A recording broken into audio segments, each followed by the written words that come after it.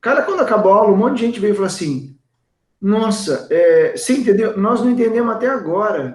Eu falei assim, então por que não pergunta? Porque às vezes o cara está achando que ele está explicando de uma forma, para a gente, alguns assuntos, principalmente o reverendo Carlos, né? O assunto às vezes é tão conhecido, ele já falou tantas vezes, é muito claro, e às vezes para o aluno ainda tem uma certa dúvida. Pô, mas será que é isso mesmo que eu entendi? Eu aceitei Jesus, isso é suficiente? Eu tenho que fazer mais. Então, assim, essas perguntas servem para a gente voltar e esclarecer. O meu momento de participação é isso mesmo? Eu devia estar fazendo isso? Eu errei agora? Eu tenho chance de novo? Ou eu perdi minha salvação por causa... Então, são dúvidas que a gente pode voltar, a gente quer tratar, para que não haja realmente, tipo assim, acabou a classe, o pessoal vai assim, bom, que vocês já são cristãos, a gente sabe, mas assim, eu não tenho dúvida sobre o que a igreja presbiteriana pensa sobre tal assunto. Para evitar até aquela história assim, legal, mas eu acho que é imersão mesmo que devia ter na igreja presbiteriana, de batismo. Não, a igreja presbiteriana pensa dessa forma. Eu acho que salvação, eu fiz uma coisa errada hoje, eu perdi a salvação. Não, aquilo que o presbiteriano, quando lê a palavra de Deus, ele entende dessa forma. Né? Eu volto a insistir, pecado faz parte da vida da gente, né? Mas então são dúvidas que vocês podem tentar tirar. Olha, nós já estamos agora, até a Luzia já está aí conosco. Já chegou a Luzia e a Larissa também. A Larissa, podemos então, começar. Podemos começar. Reverendo Sim. Carlos, palavra do senhor. Vamos lá. Muita alegria em rever os alunos. Nós temos hoje aí um desafio que, não sei, talvez eu não consiga cumprir o desafio. Você está com o seu livrinho aí na mão? Estamos na página 135. Aqui tem a morte e ressurreição, depois a segunda vinda, depois o juízo final e depois a conclusão.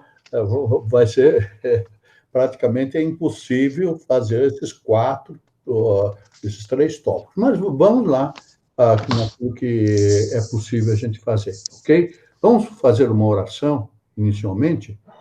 Pai Celeste, nós bendizemos o teu nome por este dia, pela oportunidade de nos encontrarmos visualmente e com os nossos corações voltados para a tua palavra. Permite que esse tempo seja útil para o crescimento espiritual de todos nós. Nós pedimos em nome de Jesus. Amém. Amém. Muito bem. Amém, Senhor. Algumas coisas, eu vou falando assim mais rapidinho, tentando falar, para ver até onde a gente vai chegar nisso aqui, nesse assunto, a vida depois desta vida. Interessante nós pensarmos que Deus, nos seus eternos propósitos, tem um início para a humanidade. O plano de Deus tem um começo, tem um meio e tem um fim. O plano de Deus não é assim, de qualquer maneira. É começo, meio e fim.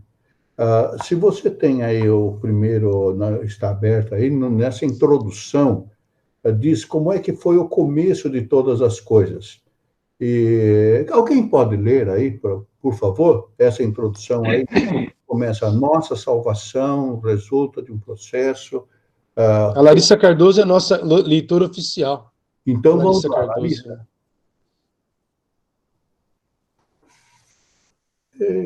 A nossa leitora... Ela está aí, ela sempre atende a gente, sabe? Ela é legal. Olha lá, ela já até está ligado o microfone. Vai, Larissa, manda aqui. Não vai. Não vai. Larissa, quer que eu vou, reverendo? Bem, vamos lá, o Cleiton. Vai ler, Cleiton. Leio, vamos lá. A nossa salvação resulta de um processo que se iniciou antes da fundação do mundo, antes de existir o tempo, portanto, na eternidade, e que se consumará também na eternidade.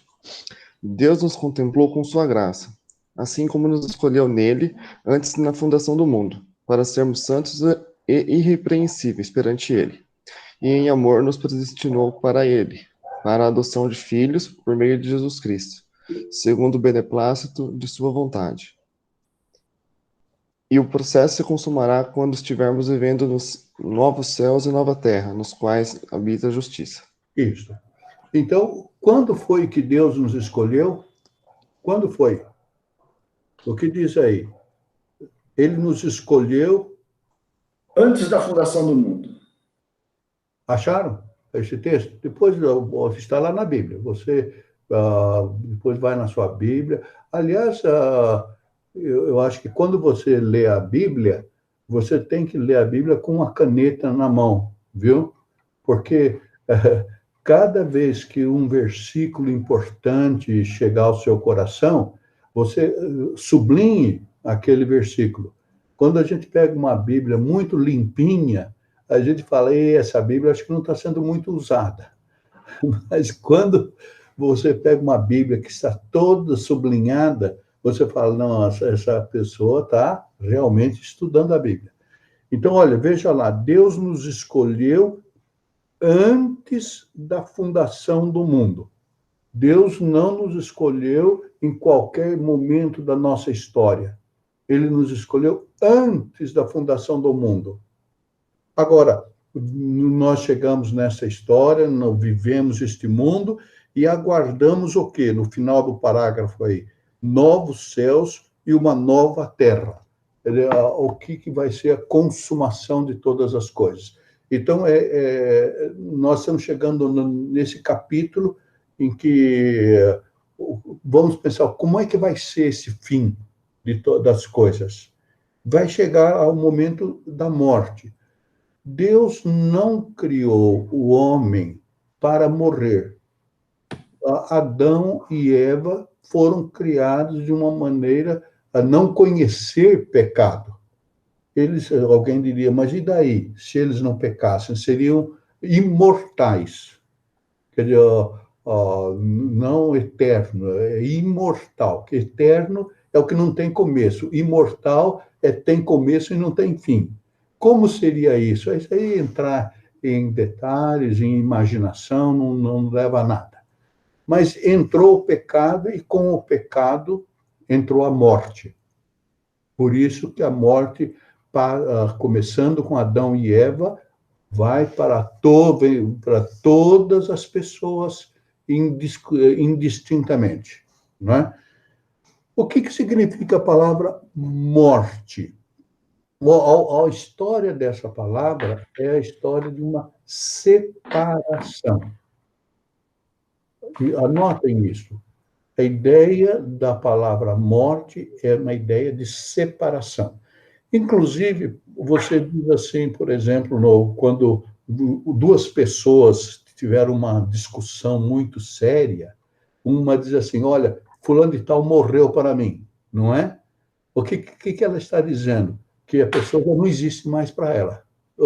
Separou, cortou aquele relacionamento. Agora, a morte é uma separação do corpo e do espírito. Isso significa morrer, é separar o nosso corpo do espírito. Então, nós levamos o corpo lá para o cemitério, o corpo físico, material, fica lá, ele vai se deteriorar, olha, não precisa muito tempo, não. Então, toda essa belezura que você tem, dali a pouco começa a acabar, fica em nada, viu? Fica em nada. Então, o corpo vai se deteriorar rapidamente. E o espírito volta para Deus. Por isso que diz Salomão lá no livro de Eclesiastes, o corpo volta ao pó, não é? O nosso corpo foi feito da terra e volta para a terra. E o espírito, diz Salomão, o espírito volta para Deus. Quando é que acontece isso? Na hora da morte. Quando uma pessoa morre, de imediato o espírito volta para Deus e o corpo fica na terra. Existe essa separação. Então, quando nós chegamos diante de uma pessoa falecida, a gente diz, olha, o espírito já partiu e nós estamos diante do corpo material que foi criado por Deus. Não há nenhum sinal mais de vida, de alternativa àquele corpo já no estado final, até o dia da ressurreição, quando então o corpo vai se levantar, Deus vai levantar para transformar este nosso corpo num corpo glorificado. E aqueles que têm Jesus Cristo, quando morrem, de imediato o seu espírito vai para a presença de Jesus. Reverendo? Oi. Não, desculpa. Termina essa frase que eu vou fazer uma pergunta. Para repetir? Não. Termina, se o senhor ia falar, eu cortei, e aí eu vou fazer uma pergunta. Mas Isso. pode terminar. Quando uma pessoa morre, no instante da morte, se ela tem Jesus Cristo, se ela tinha Jesus Cristo, imediatamente ela vai para a presença de Jesus. Se ela não tem Jesus Cristo, imediatamente ela vai para o inferno. Entende? Okay. Então, não existe situação intermediária e nem demora para isso. Morreu de imediato. Ou vai para o céu, ou vai para o inferno. Pode Legal. Ser. Boa. Gostei que o senhor colocou assim bem claro. É uma situação dualista. Ou vai ou racha. Não tem terceiro. Uma pergunta que... Bom, uma coisa. Essa aula, esse tema é muito interessante. Se a gente não conseguir vencê-lo hoje, nós podemos continuar semana que vem. A minha pergunta e que muitas vezes surge aí, o corpo que está ali. Muita gente às vezes pergunta, nós podemos cremar, nós podemos doar os órgãos, isso, biblicamente, ou dentro do contexto cristão, isso é uma coisa, é pecado, não pode? Cremar ou doar os órgãos? Pode ser? Doar os órgãos dentro dos parâmetros científicos que existem, não só podemos, como devemos. Se nós temos condições, se aquilo, o nosso organismo admite que o órgão seja utilizado, não há mal absolutamente nenhum. Cremar, não há problema nenhum, porque o corpo nosso vai se dissolver ali dentro de 20 dias, 25 dias, e ele já está quase pó. Entendeu? Então, não há na Escritura Sagrada nenhum texto que proíba a cremação. Legal. Há um tempo atrás, eu não queria ser cremado, porque os fornos crematórios ainda estavam em experiência. E eu acho que eles erravam a temperatura e queimava demais, esquentava demais. Mas agora já a cremação está em tempo certo. Não, mas voltando ao nosso assunto. Não há nenhum problema bíblico na cremação. Não há. Bom, então voltamos aqui à nossa questão. Quando uma pessoa morre, de imediato ela vai para o destino estabelecido. Quem tem Jesus Cristo já vai para o céu. Quem não tem Jesus Cristo já vai para o inferno. Naquele instante, naquele momento.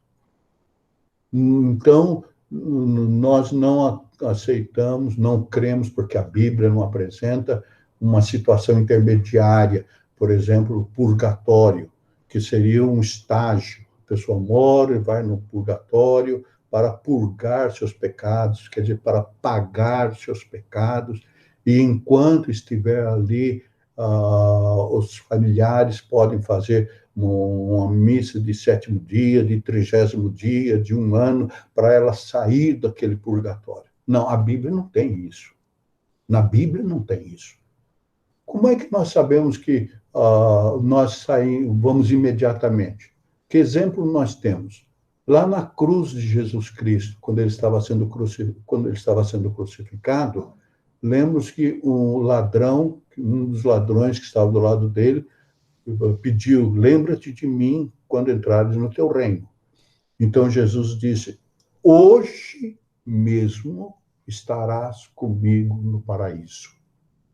Jesus não disse para ele: olha, você vai morrer, você vai esperar um tempo de provações e depois você vai para o céu. Jesus disse para ele: hoje mesmo estarás comigo no paraíso. Quando o apóstolo Paulo estava escrevendo aos Filipenses, ele, refletindo nessa questão da morte, estar lá na presença de Deus, na cidade santa, Jerusalém celestial, ele fica refletindo: o que será que é tão bom pensar em ir para o céu, mas enquanto eu estou na terra, eu estou também sendo abençoado, tem tantas coisas boas aqui. Aí ele diz assim: não, mas eu prefiro partir e estar com Cristo. Isto aí você pode ler lá no 1º capítulo da Carta aos Filipenses. Paulo diz: eu prefiro partir e estar com Cristo. Esse partir e estar, ele não diz partir e aguardar o momento de estar com Cristo. Entendeu, Luzia? Você está olhando firme para mim, está entendendo? São coisas simultâneas. Partir e estar. Partir e estar. Então, não há nada nesse meio. Então, o que nós cremos? Nós cremos que na hora da nossa morte, se nós morremos com Cristo no coração, imediatamente nós vamos para o céu. A pessoa que morre sem Jesus Cristo, imediatamente vai para o inferno. Depois desse momento, não existe mais chance de mudança. Quer dizer, uma pessoa que vai indo para o inferno e dali a pouco ele lá resolve mudar de direção. Não existe mais alternativa. Reverendo, Diga. Eu conheço essa doutrina, vou dizer assim, ou esse entendimento de orar pelos mortos e depois de um mês, 1 ano, qualquer coisa, é uma doutrina, é aplicado muito à Igreja Católica. Dentro das igrejas evangélicas, ou, vamos dizer assim, existe algum outro grupo, assim, vamos dizer, os evangélicos em geral creem dessa forma, como o senhor falou.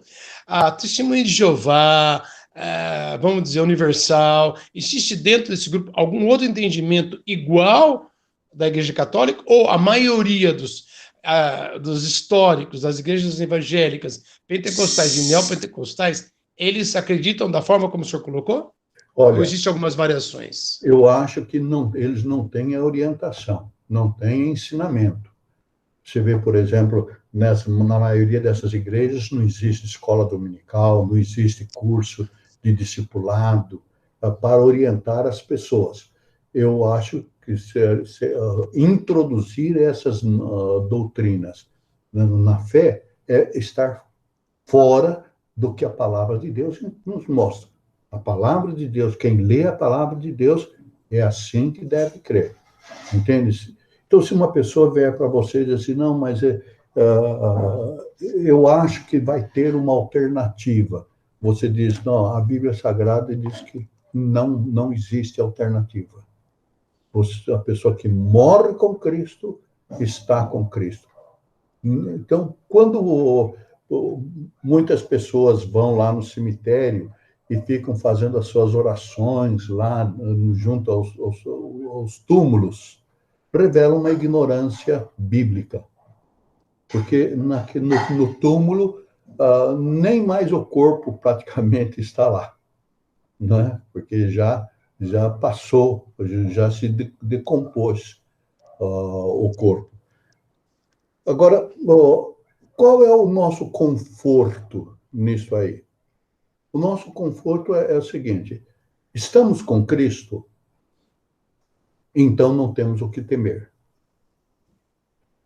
Ele nos escolheu, ele nos chamou, ele nos resgatou em Jesus Cristo. Jesus morreu por nós. Jesus disse: todos aqueles que o Pai me deu estão nas minhas mãos. E das minhas mãos ninguém pode arrebatar. Minhas ovelhas estão nas minhas mãos e ninguém pode arrebatar. Quer dizer, quando eu falo que quando eu morrer, eu tenho certeza que vou para o céu, é porque Jesus Cristo está segurando nas mãos dele. Não é porque eu sou forte, porque eu penso dessa maneira. Não, é porque a Bíblia me diz que Jesus Cristo me tem nas suas mãos. E ele não muda. Ele não muda. A segurança de estar com Jesus é porque depende de Jesus. E Jesus Cristo é o mesmo eternamente. Entende? Então, pode parecer... Luzia, você pode... Liga o microfone, Luzia. Como é que o senhor está vendo a Luzia se eu não estou vendo a Luzia? A Luzia está com L? O senhor tem alguma especialização aí, Verenda? Só você não está vendo, Renato, porque o L é de Larissa. Não, está escrito Luzia Santos, está com L aqui, o verdinho para mim. Eu não vejo ela, não. Acho que ela não gosta de mim. Não está, não. Cada hora você enxerga um grupo diferente, mas a Luzia não conseguiu desbloquear o telefone ainda, se quiser fazer alguma pergunta, Luzia. Enquanto ela está tentando desbloquear, deixa eu perguntar uma coisa, reverendo. Ela está ainda... Bom, se ela entrar, eu paro, ela fala, tá? Mas deixa eu perguntar. Como o senhor está falando da morte, eu achei muito bom o senhor já deixar muito claro isso aí. Morreu, vai para um ou para outro. Agora, uma coisa. Nós estudamos sobre a predestinação. Então, o Renato está predestinado, lá no Salmo 139, que o Renato, Deus me conhecia, escreveu todos os meus dias na barriga da minha mãe, todos os meus dias. Então, Deus sabe... Como é que é? Antes da barriga da sua mãe. Antes da fundação do mundo, Deus já tinha preparado. Antes da fundação do mundo. Não tinha nem tua mãe ainda, Renato. Pô, deixa... Tá bom, gente. Tá bem. Então, o Hamilton, antes da fundação do mundo, já tinha tudo lá. Agora, então Deus sabia o momento que o Hamilton ia morrer. Isso. O Hamilton vai morrer tal dia. Dentro, então, de uma perspectiva bíblica também, como nós estamos conversando, a morte de um de nós que está... Bom, não importa se a pessoa é cristã ou não cristã, a morte, Deus já tinha o pré-conhecimento que essa pessoa ia morrer. Nesse momento, quando a pessoa morreu, qual a nossa postura perante o enterro lá? Às vezes a gente vai lá no cemitério, aqui no velório, e tá aquelas pessoas que parece que estão... Eu tenho é cigano, eu acho que uma vez morreu uma família de ciganos, tal, e o choro lá no velório era uma coisa assim... Parecia que tinha umas pessoas prontas para chorar, para aquele negócio, gritos, tal. Esse tipo de conduta, ou até mesmo a nossa conduta, muitas vezes, é de cantar num enterro, num velório. Tudo isso, o que eu quero dizer? A postura nossa no velório, no enterro, deve ser de alegria, eu acredito. Existe algum outro tipo de postura que a gente deve ter nesses momentos, ou quando a gente vê essas pessoas chorando que nem uns loucos lá? Como é que a gente deve analisar esse fato? Eu analiso da seguinte maneira: quem não tem Jesus Cristo, olha para aquele que morreu e fala, bom, nós nos afastamos eternamente, nós perdemos completamente. E eu posso imaginar a dor que está nesses corações, não é? você perder um pai, uma mãe, um esposo, um filho, e você fala, bom, foi tudo perdido, aí então o desespero humano é justificado. Então, quando eu vejo lá uma pessoa que está chorando assim, descontroladamente, eu digo, olha, se você confia em Jesus Cristo, você não precisa ficar descontrolado. Eu posso até entender a luta, lágrimas. Eu acho que quando morre um querido, a gente deve chorar, porque lá no Apocalipse diz que Jesus vai enxugar todas as nossas lágrimas. Então, não há nenhum pecado em chorar os nossos mortos. Agora, o crente sabe qual é o controle, qual o limite dessa. E por que nós cantamos? Cantar não significa, não é sinônimo de alegria. Cantar não é sinônimo de alegria. Nós cantamos quando estamos alegres, nós cantamos quando estamos tristes, nós cantamos para afirmar nossas convicções. Nessa hora de velório, os hinos que nós cantamos afirmam, pensai nesse lar lá do céu, nós estaremos para sempre com o Senhor. Então, é através do hino, nós estamos afirmando a nossa fé. Não é porque nós estamos alegres, assim, no sentido de bater palma, oh, que bom que morreu. Não, não é. Quando nós cantamos, nós estamos afirmando, uma hora nós estamos afirmando a fé, outra hora o cântico é de uma alegria, por qualquer motivo, outro é por uma questão cultural, entendeu? Então, agora, quando morre uma pessoa de uma família crente, você percebe que há tristeza, mas o Espírito Santo traz conforto e a pessoa tem controle naquela hora.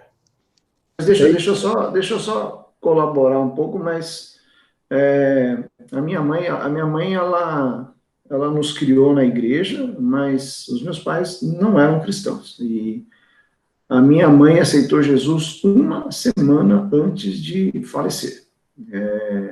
A minha mãe, ela teve um câncer, ela faleceu com 54 anos de idade, e eu gostava muito da minha mãe. As pessoas em geral, né, gostam das suas mães, gostam dos seus pais, mas mãe só tem uma, como dizia a piadinha lá, né?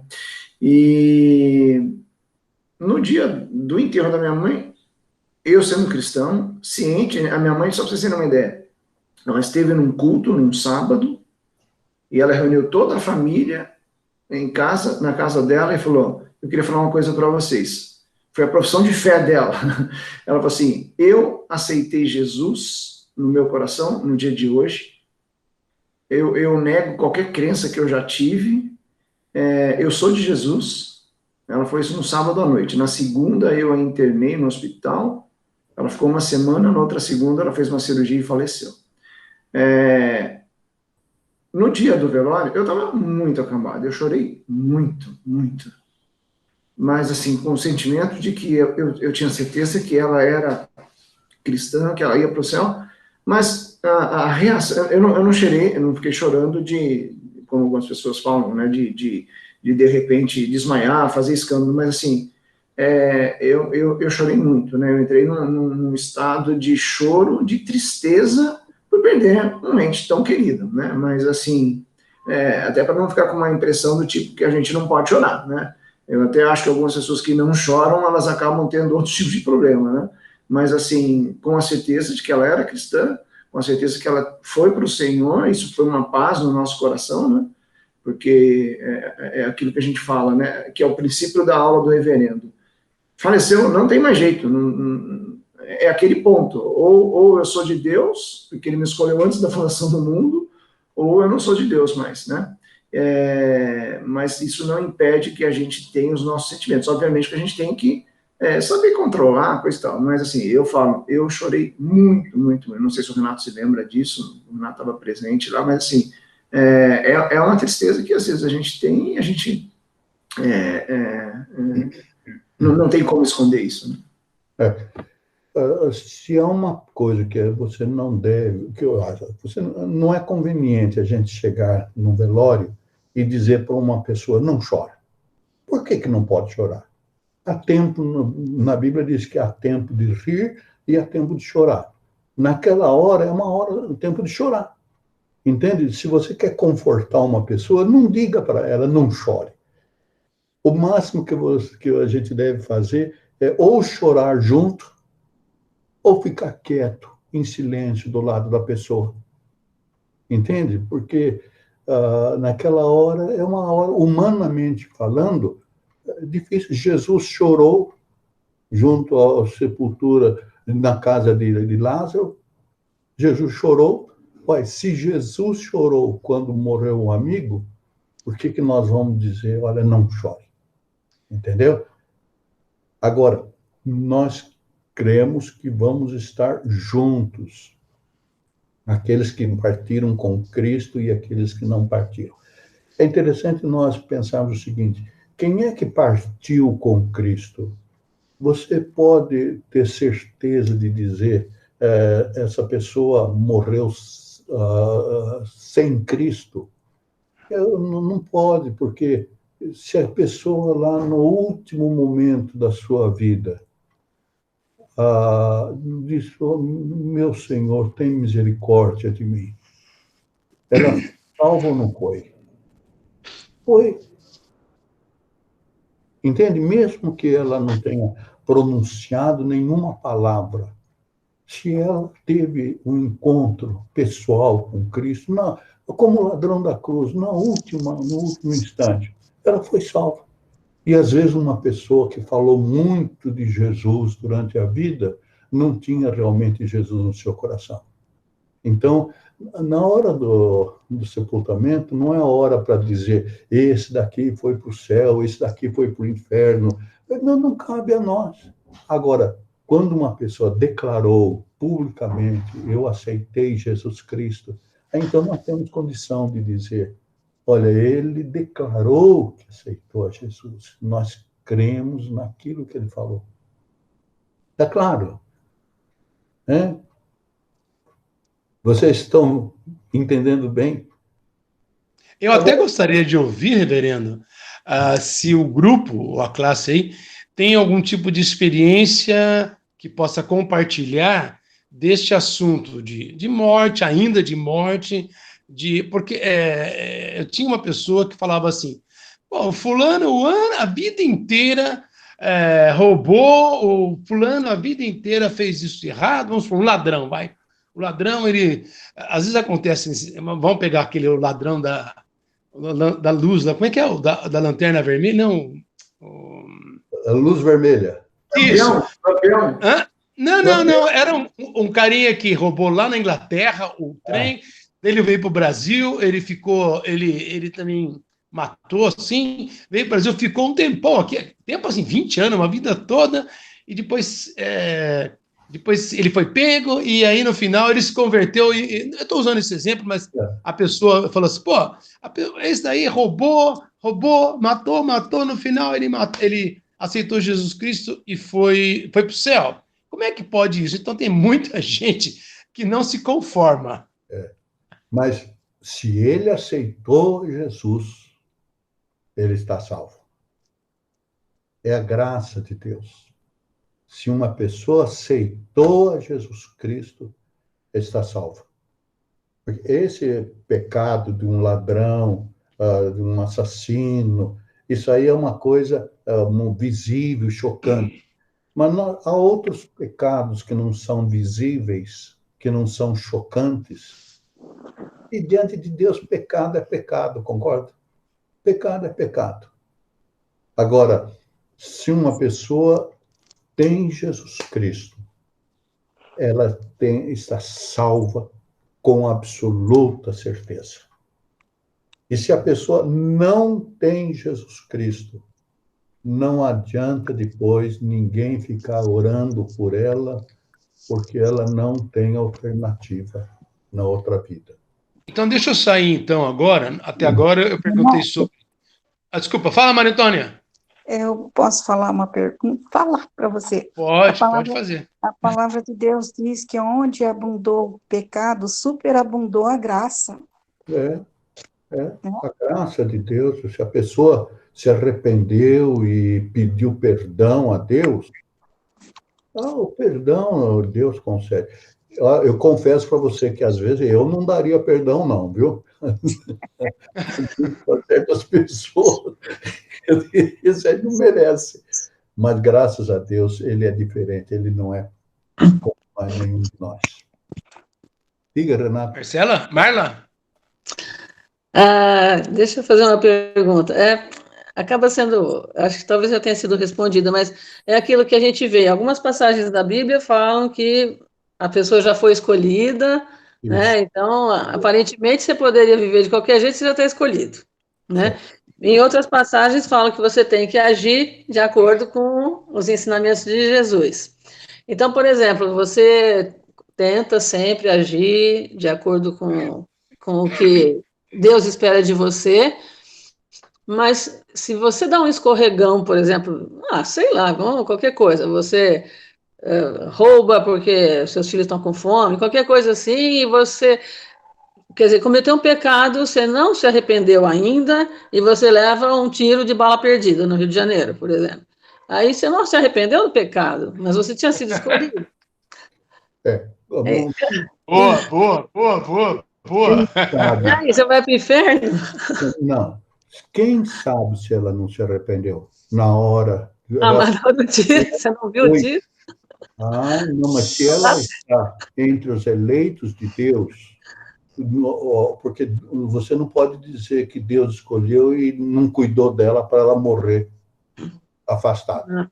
Tá. E o fato de ter um deslize do pecado, seja o pecado de um assassino, seja um pecado moral, seja um pecado de relacionamento, de injustiça, aos olhos de Deus não tem diferença de pecado. Sim. Entende? A graça de Deus é muito maior do que essa classificação de pecados. Agora, quem é do Senhor, quem é de Jesus Cristo, vai pecar, porque somos seres humanos. Sim. Mas nós temos de imediato no nosso coração, ardendo aquela tristeza. Por que eu fiz isso? Porque quem não tem Jesus Cristo, peca e continua pecando. Peca e não sente nenhum peso no seu coração. Essa pessoa precisa verificar se ela realmente aceitou a Jesus. E entre o crente e o não crente, a diferença não é que um peca e o outro não peca. A diferença é que o crente, quando peca, ele se arrepende, ele luta para sair. E o não crente, quando peca, tem prazer naquilo que está fazendo. Entende? Essa é a diferença entre um e outro. Tá. Mas e no caso, por exemplo, de uma pessoa que não é da igreja presbiteriana, por exemplo, um católico, ele acredita, ele aceita Jesus, ele se comporta de maneira apropriada sempre, faz o bem o tempo todo, mas há uma diferença aí entre o entendimento dele da Bíblia e dos presbiterianos, né? Ou dos evangélicos, né? E às vezes você pode dizer que eles vão para o inferno, apesar de eles terem o tempo inteiro sido justos e acreditarem em Jesus Cristo, que é a salvação. Sim. Quem é que vai para o céu? É aquele que, pela fé, aceitou Jesus Cristo. Ponto final. Tá. Não é porque a pessoa foi justa, não é porque a pessoa foi muito religiosa, não é porque a pessoa teve uma integridade moral, nada disso a garante salvação. Agora, Jesus disse, aquele que me ama, guarda os meus mandamentos. O sinal de que você ama Jesus Cristo é guardar os mandamentos. E os mandamentos de Jesus Cristo diz assim, não terás outros deuses diante de mim. É pela fé que você vai viver. Então, se alguém não está guardando os mandamentos, Jesus disse, esse não me ama. Entendeu? Então, o sinal concreto de que você ama Jesus é você buscar na palavra de Deus os ensinamentos de Jesus e viver aquilo, e não o que a igreja, o que a denominação, o que o grupo religioso ensina. É só Jesus Cristo o caminho. Então, uma pessoa pode ser muito religiosa, mas ela põe como âncora da vida Virgem Maria, ou ela coloca como âncora as boas obras, ela coloca como âncora a sua tradição de religiosidade. Nada disso traz salvação. O que traz salvação é Jesus e somente Jesus. Somente, tá. Porque a pessoa, o que eu estava pensando é que a pessoa pode ter Jesus como Salvador, né, acreditar nisso, e ao mesmo tempo acreditar na Virgem Maria, no caso do católico, né? Não. Então, quer dizer, uma coisa anularia a outra, então? Sim.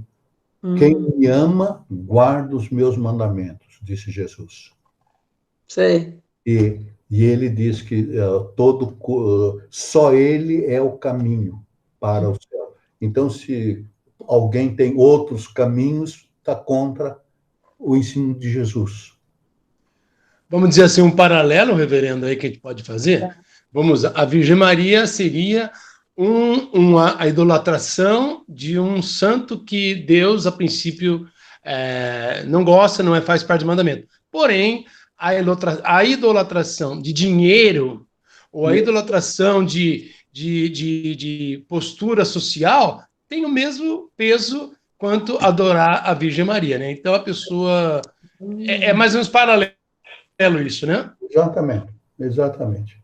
Se uma pessoa está colocando outras fórmulas para chegar a Deus, ela não está obedecendo o mandamento do Senhor. Pode ser uma pessoa muito querida para mim. Pode ser uma pessoa de uma integridade moral, uma pessoa de uma... mas se ela não tem somente Jesus, ela não se encaixa dentro dos discípulos de Jesus. Você vai dizer isso para uma pessoa católica, você precisa dizer isso com muita sabedoria. Você precisa ter muita sabedoria para dizer isso para uma pessoa católica. Você tem que começar dizendo, olha, Jesus diz que o sinal do amor que nós temos por ele é obedecer o mandamento dele. E o mandamento dele diz, eu sou o caminho, ninguém vem ao Pai senão por mim. Se uma pessoa está usando outros caminhos, não está de acordo com a vontade, com o mandamento de Jesus. Precisa ter muita segurança para dizer isso para as pessoas. Entendeu? Reverendo, desculpa. Vai, Marlene. Não, se você falar, não tiver essa segurança, você está praticamente dizendo para a pessoa que ela vai para o inferno, né? Você vai dizer isso, só que com sabedoria. É nada agradável. Luva de pelica. Pois é. Porque eu acho que eu não sei, pelo que eu percebo, né, como minha família quer dizer, uma parte da minha família é católica, eu percebo assim, eles acreditam em Jesus, eles acham que a salvação é Jesus Cristo, que é o Salvador, mas, ao mesmo tempo, eles acreditam nos santos. Né? Mas eles podem falar diretamente com Jesus, o santo seria um paralelo, vamos dizer assim, não é que não acredite e dependa do santo para chegar em Jesus, né? Os espíritas acreditam em Jesus. Sim. Só que para eles as boas obras têm que estar lá para garantir a salvação deles. Aí é mais fácil de entender. Mas ora pela Virgem Maria ajudar.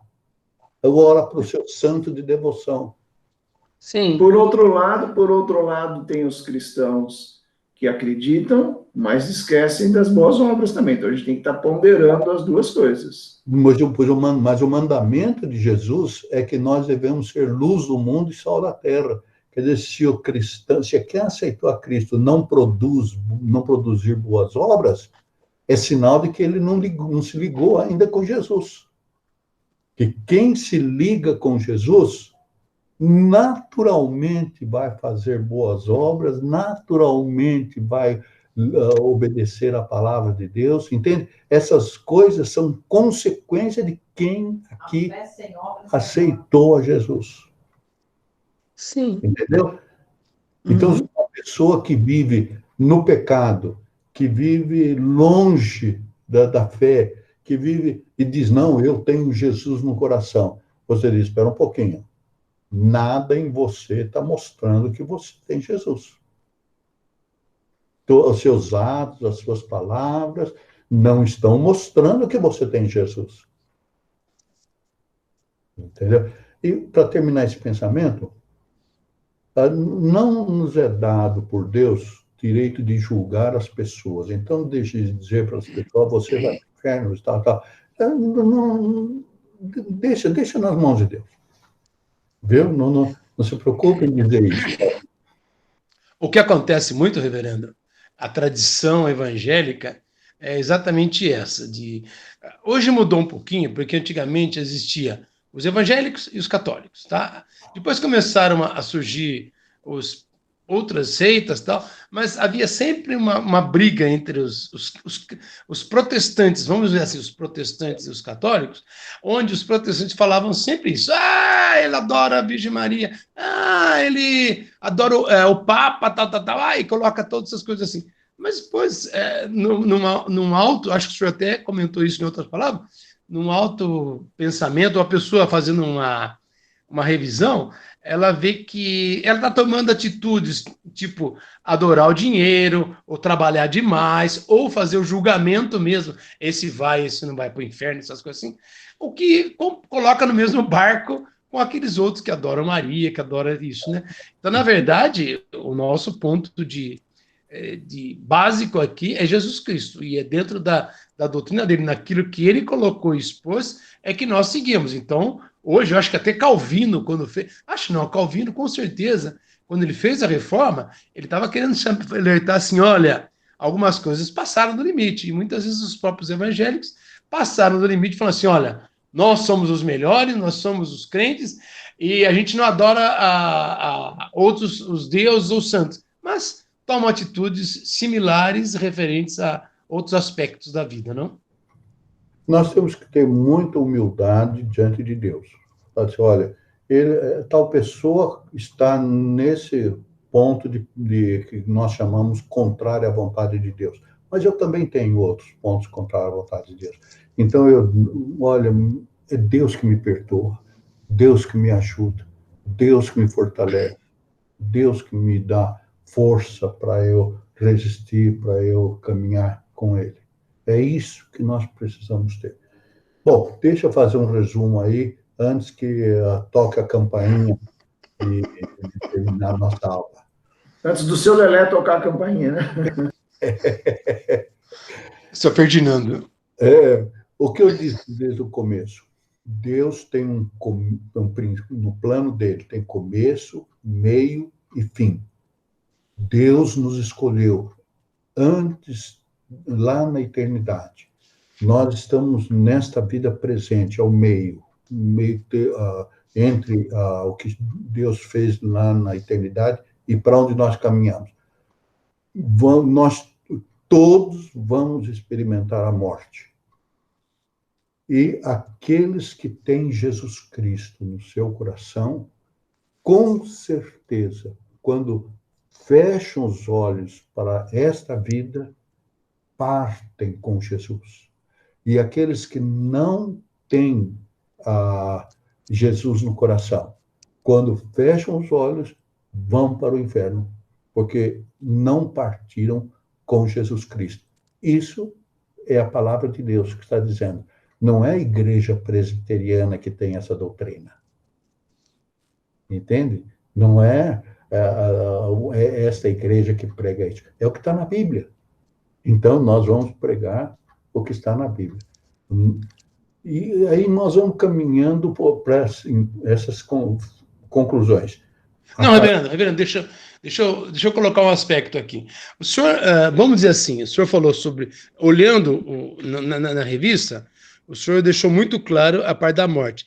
Eu tenho muito interesse, como nós temos um tempo aí, para uma próxima aula, continuar nesse assunto, porque é curioso, ou todos nós temos, assim, como será essa segunda vinda de Cristo, como será o juízo final e o destino eterno. Então, eu acho que daria para explorar na aula que vem esses dois aspectos, ou até ou a segunda vinda de Cristo. Como seria? Eu vou estar dormindo, ele vai chegar, ou vai ter um estrondo no céu? E vai... Isso tudo são coisas que a Bíblia coloca, lá em Apocalipse, todo mundo tem esse... Pelo menos eu tinha, e quem eu continuo tendo essas curiosidade por saber. Então, acho que o senhor colocou muito bem hoje aquilo que a gente entende sobre a vida eterna, a vida depois dessa vida. Mas eu tenho muita curiosidade de a gente gastar um tempo em conhecer como é que vai ser essa segunda vinda de Cristo e o juízo final e destino eterno. E diria mais uma coisa para o senhor. Se a gente terminar a aula agora, eu vou começar uma pergunta já assim. Se eu chegar no céu lá, eu vou reconhecer o reverendo Carlos lá? Nem precisa responder agora. Eu vou reconhecer o Hamilton, eu vou reconhecer a Marlene lá, eu vou reconhecer essa turminha aqui. O Cleiton, certamente, eu não sei, porque ele é corintiano. Mas nós vamos reconhecer os outros aqui. Eu acho que já fica uma boa pergunta para a gente começar a semana que vem. Falar sobre a segunda vinda de Jesus Cristo, como é que vai ser, vai sair um monte de fumacinha, os mortos vão sair primeiro, os mortos vão ressuscitar primeiro, e depois vão os outros. Então a Bíblia trata esse assunto e traz muita curiosidade. Pode ser assim? O senhor é contra ou o senhor é a favor? Não, eu sou a favor. Eu acredito que nós iremos encontrar nossos queridos que estão com Jesus. É uma convicção pessoal. Eu não posso, porque a Bíblia não diz isso, dogmatizar, quer dizer, é assim. Mas todas as evidências bíblicas me mostram que nós estaremos com os nossos queridos, nós reconheceremos. Mas nós vamos conversar isso depois, porque nós teremos um novo corpo, a ressurreição. Isso, boa, começou aí já. Haverá a ressurreição dos corpos. Nós morremos agora, partimos na presença de Jesus. Nós já estaremos gozando o reino do céu, de imediato. Agora, no dia da ressurreição, o nosso corpo, que foi consumido aqui, vai ser transformado e nós teremos um novo corpo. Por que é preciso ter corpo? Porque só espírito não tem relacionamento. Já pensou se você não tivesse corpo? Nós conversamos em espírito aqui entre nós. Então, a função do corpo é dar uma identidade para nós.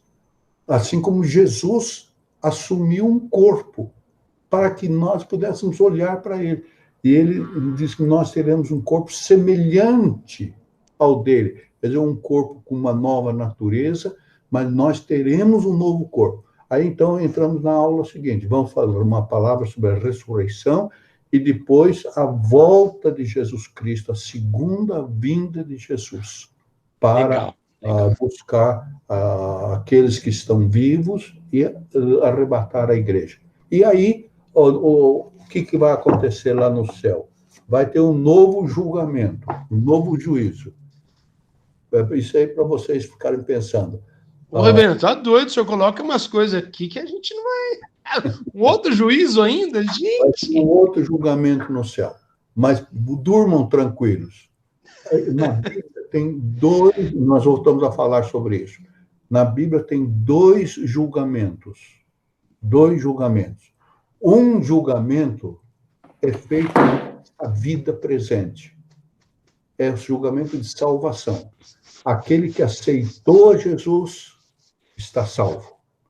Aquele que não aceita Jesus já está condenado. Esse é um julgamento. Quando chegarmos lá no céu, vai haver o segundo julgamento de obras, das obras que nós praticamos. Mas não vai alterar o julgamento espiritual da convicção com Cristo. Quem estiver com Cristo vai ser salvo, está salvo, e quem não tem Cristo, naquele julgamento, não será absolvido. Nós conversamos sobre isso futuramente. Tá bem? Alguma legal. Estou rápido aí, o Cleiton não falou nada hoje, nem mais. Eu ia falar, só que eu acho que uma pergunta vai demorar um tempinho maior, então eu vou estruturar ela. Deixa para semana que vem, pode ser? Na próxima semana. Pode deixar para semana que vem? Isso, legal. Tá bom. Só uma informação. Hoje ficou claro o assunto? Isso mesmo. Sim, acho que sim. Aliás, então, pessoal, essa aula está sendo gravada, tá? Se alguém tiver interesse, a gente pode mandar, o Marçal manda, nós fazemos essa disponibilização de toda a aula. Tá sendo, eu não sei se vocês estão vendo na tela de vocês, a vermelha em cima, gravando, sabe? Tá grave, G-R-A-V.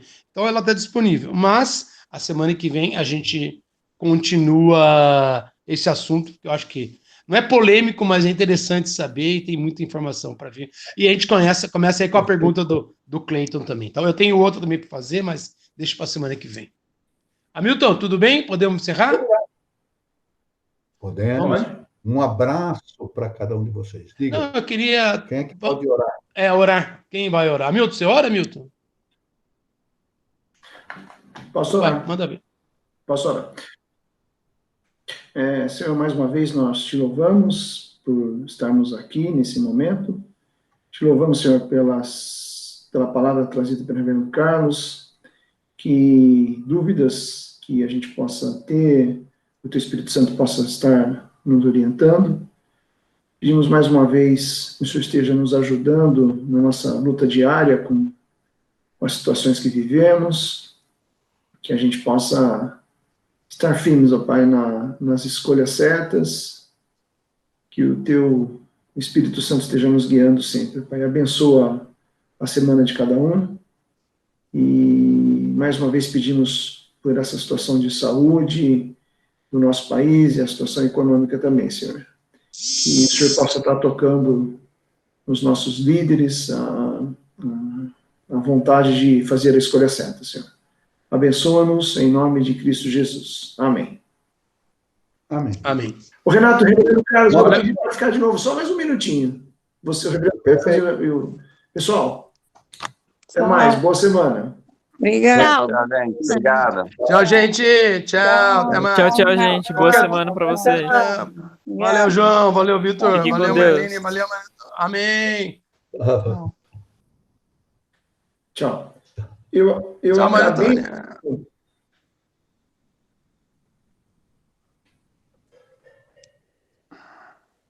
Eu acabei criando um grupo, eu chamei de